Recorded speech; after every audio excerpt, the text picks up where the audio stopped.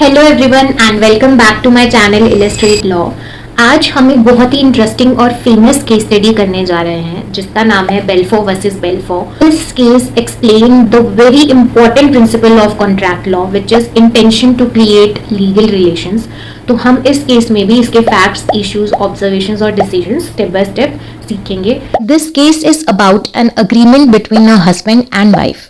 The big question is, Are all agreements between a husband and wife legally enforceable? क्या पति पत्नी के बीच हुए सारे वादे कानूनी तौर पर enforceable यानी लागू करने योग्य होते हैं? आज हम इसी सवाल का जवाब ढूंढेंगे। The story is about Mr. and Mrs. Belfour. Mr. Belfour यानी defendant worked for the government in Ceylon, now Sri Lanka, as a director of irrigation. 1915 में वे दोनों इंग्लैंड घूमने गए। छुट्टियां खत्म होने पर मिस्टर बेल्फो यानी कि डिफेंडेंट को वापस जाना था, लेकिन मिसेस बेल्फो प्लेंटिफ को बीमारी के कारण इंग्लैंड में ही रुकना पड़ा। मिस्टर बेल्फो यानी डिफेंडेंट ने उनसे वादा किया कि वह उन्हें हर महीने 30 पाउंड का अलाउंस भेजते रहेंगे। मिसेस बेल्फो ने भी वादा किया कि वह इस पैसे से अपना सारा खर्चा उठा लेंगी। कुछ समय बाद दोनों के बीच रिश्ते खराब हो गए and Mister Balfour stopped sending the money. Missus Balfour sued him claiming they had a legal contract. Missus Balfour ने कोर्ट में जाकर इस वादे को एक कानूनी कॉन्ट्रैक्ट मानकर पति से पैसे की मांग की। इस केस में कोर्ट के सामने दो बड़े सवाल थे। Was the agreement between Mr. and Mrs. Belfour a legal contract? क्या मिस्टर और मिसेस बेल्फो के बीच हुआ समझौता एक कानूनी कॉन्ट्रैक्ट था? Do domestic agreements between a husband and wife create a legal relationship? क्या पति पत्नी के बीच होने वाले घरेलू समझौते कानूनी रूप से लागू किए जा सकते हैं? वाइफ यानी प्लेंटिफ ने ये आर्ग्यूमेंट्स कोर्ट में दी। She claimed there was a binding legal contract between them. She argued that the husband promised to give her monthly allowance of 30 pounds and in return she had promised to support herself with that money, which she considered a valid consideration. Husband यानी defendant ने कुछ ये arguments पेश की। Mr. Belfour stated there was no legal contract. He argued that it was just a common domestic agreement based on mutual trust and affection. He claimed there was no legal intention to create a contract. It was a mere promise, one that was honor bound and not legal. For any agreement to be enforceable in law, two essentials must always be present. Consideration यानी दोनों पार्टियों के बीच एक value का लेन देन, और intention to create legal relations यानी पार्टीज का इरादा होना चाहिए कि वे वादा कोर्ट में भी लागू हो सके। In this case, while Mrs. Belfour argued there was consideration, the real question was whether there was an intention to make it legally binding.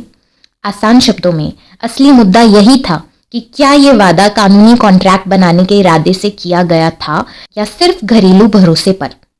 And this is exactly what the courts went on to decide. The trial court judge ruled in favor of Mrs. Belfour. He believed there was a definite bargain between the couple. जज का मानना था कि mister और Mrs बेल्फो के बीच एक definite bargain हुआ था। जज ने पाया कि यह समझौता तब हुआ था जब पति वापस श्रीलंका गए थे और इसे कम से कम 2 बार दोहराया भी गया था। उन्होंने यह भी कहा कि पत्नी के वादे में एक कानूनी कॉन्ट्रैक्ट को बनाने के लिए सफिशिएंट कंसिडरेशन था।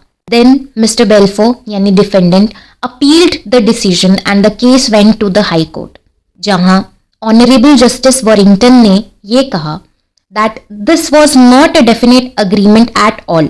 It was a common domestic arrangement made between a husband and wife living in friendly intercourse. उनका मानना था कि अगर ऐसे हर छोटे मोटे घरेलू वादे को कानूनी बना दिया जाए तो कोर्ट्स में ऐसे मुकदमों की बाढ़ आ जाएगी, जो कि एक एब्सर्डिटी यानी हास्यास्पद बात होगी। दोनों पार्टीज कभी नहीं चाहती थी कि उनका ये समझौता कानूनी तौर पर लागू हो। There was no intention to create a valid legal contract. Honorable Justice Atkin, उन्होंने समझाया कि कुछ समझौते जैसे कि सामाजिक निमंत्रण यानी सोशल इन्विटेशंस कॉन्ट्रैक्ट नहीं होते, और पति पत्नी के बीच के वादे भी इसी श्रेणी में आते हैं। Because parties did not intend that they should be attended by legal consequences. Parties का इरादा कानूनी परिणामों के साथ जुड़ने का कभी था ही नहीं। He famously said, In respect of these promises, each house is a domain into which the king's writ does not seek to run. इन वादों के मामले में हर घर एक ऐसा क्षेत्र है जहां राजा का कानून लागू नहीं होता. The consideration for such agreements is natural love and affection, which counts for so little in these cold courts. The High Court overturned the trial court's decision and ruled that the agreement was not a legally binding contract because the parties did not have the intention to create legal relations. Court ने फैसला सुनाया कि यह समझौता कानूनी तौर पर legally binding नहीं था क्योंकि दोनों पार्टीज का इसे एक कानूनी कॉन्ट्रैक्ट बनाने का इरादा कभी था ही नहीं. The appeal was allowed and the judgment was entered for the husband. The Balfour vs. Balfour case is a landmark decision in contract law. It established the principle that for an agreement to be a legally binding contract, the parties must have the intention to create legal relations. Domestic and social agreements like those between a husband and wife are generally presumed not to have this intention.